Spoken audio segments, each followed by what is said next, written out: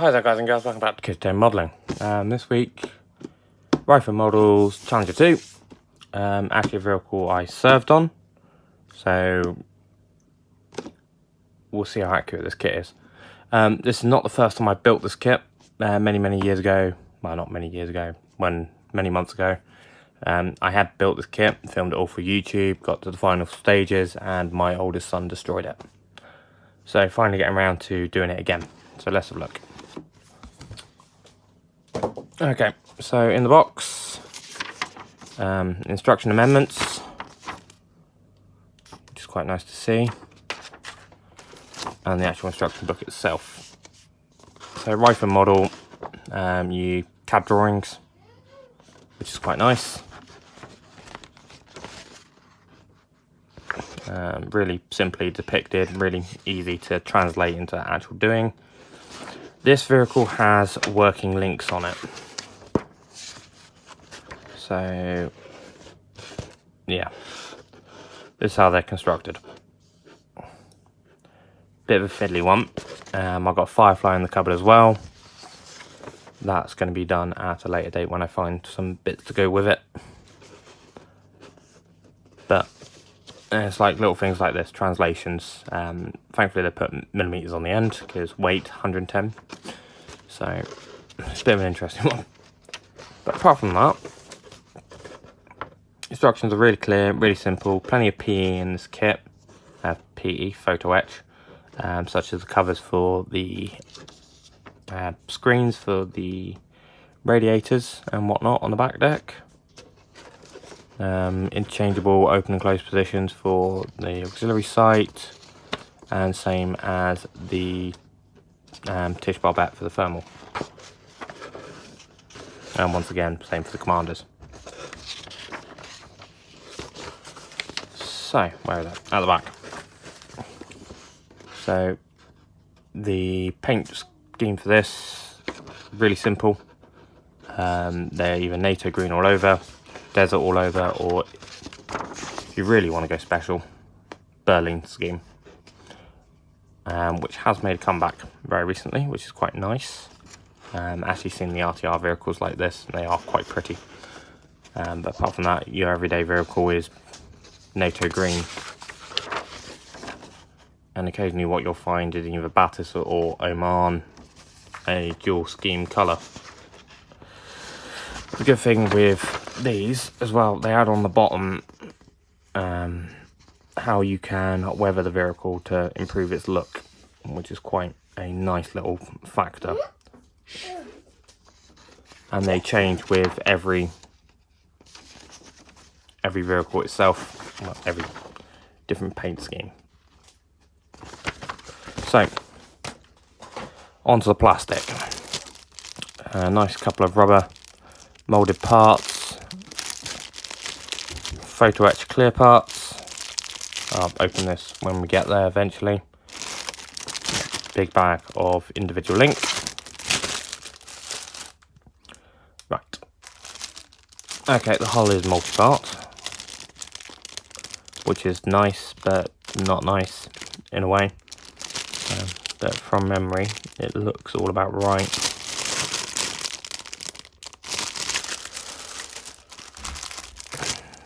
Belly with frontal armour.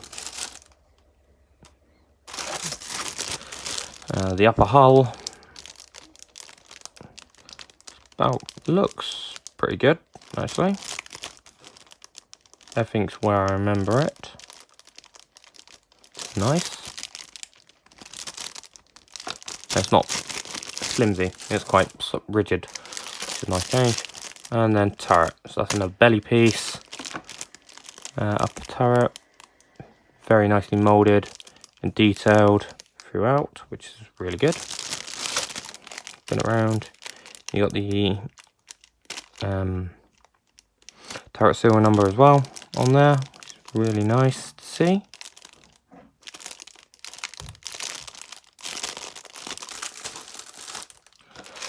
Okay, what have we got? Okay, 2 sets of road wheels, fuel drums,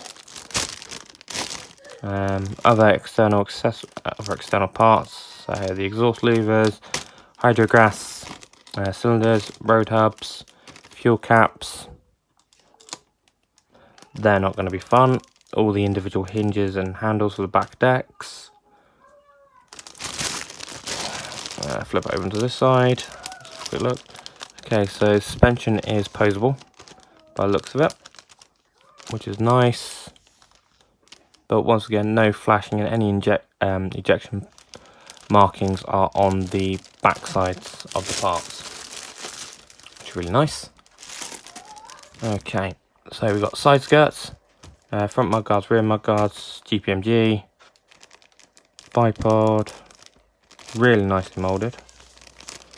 And it's nice, the rear elements of the mudguards are separate.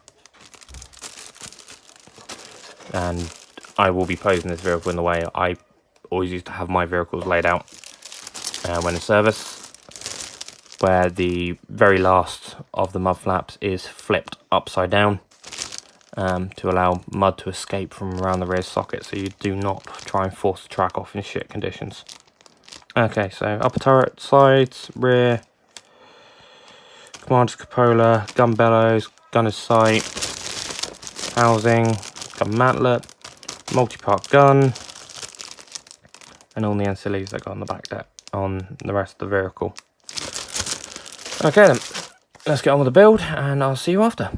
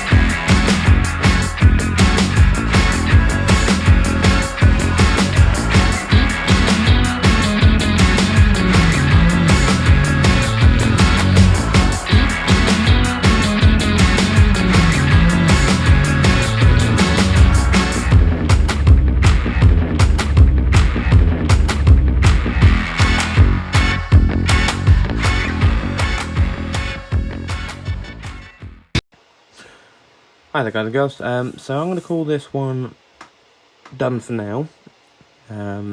Very simple finish on this one, very clean cut at the moment, as I'm not 100% sure what I'm going to do with this vehicle itself. So the only weathering I've put on here is a little bit of dry brushing on some of the raised surfaces to show through the underneath the paint itself, and also the textured anti-slip paint as well on here. Fantastic kit by Rfm Models. Very impressed, as this is the vehicle I served on. Which one is it? Yeah, I actually know this vehicle. I've driven it at one point. Everything went together really nicely, really well thought out. The instructions were great. No inaccuracies with the kit itself. Everything is where it should be. But apart from that, absolutely fantastic. As you probably noticed, I haven't painted the actual rear lights. This is on purpose, as anytime these go into the field, you can't see them anyway. They get covered in crap instantly. But apart from that, fantastic kit, fantastic build. Really pleased with how it came out. Like the little photo etch touches, so like the splash plate across the front, really nice. Really brings a lot of life to the model. Same as the split side skirts. I was going to flip these round, have them inverted, but I decided not to. And something else on this. Oh, the little handles on the back, and the hinges as well, even though they are all independent parts and an absolute pain in the ass to get on and really fiddly, it does absolutely make the back decks pop. It brings a new element, unlike Tamiya's ones, which are moulded. Same as the sprockets and the newer road wheels, not the old style road wheels.